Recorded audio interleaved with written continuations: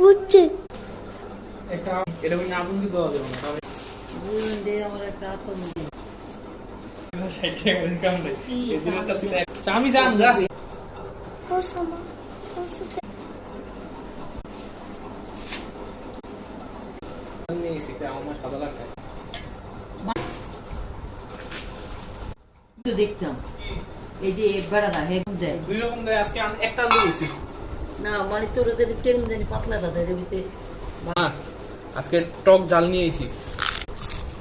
জাল হইব জাল এটা যদি মিষ্টি হয় ভালো লাগে পাস্তাগুলো চাইতে এই টমালা জলের ভিতরে থাকে নিচে পাবো মা মা নিচে নে লাড়াতে দিই মজা হইতো না খাইয়া মিক্স হয়ে না না লো এটা